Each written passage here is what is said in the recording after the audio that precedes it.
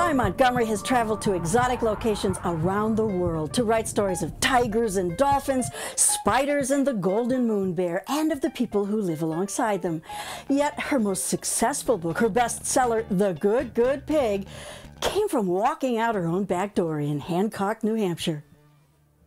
He used to break out of his pen. He was a genius, as all pigs are, and he would find his way no matter how many locks, no matter how many bungee cords, no matter how many bolts we put on his pen door, he'd open them. And it wasn't because he hated his pen, it was everything he wanted there, and he had a whole plateau that was his, but he wanted to go visiting. He wanted to meet our neighbors.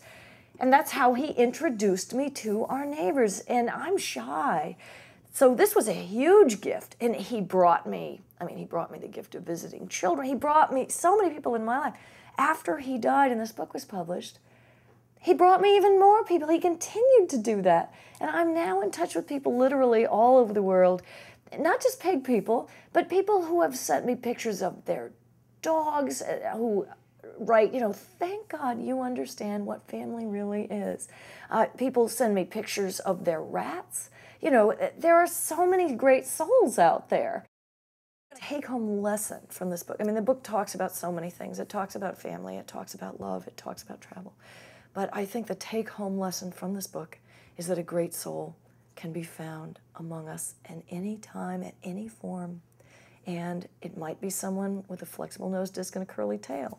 A flexible nose disc. It could be somebody with fins or wings.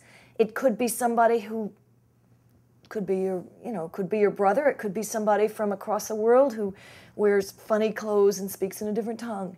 But we need to know that there are these great souls among us and keep watch for them and recognize them. When you have a broader perspective, it changes who and what you are. Mm-hmm. And it makes you more whole.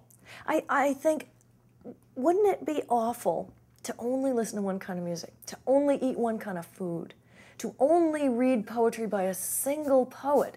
That's what we do when we limit our interactions and our compassion for one species. Our own. Exactly.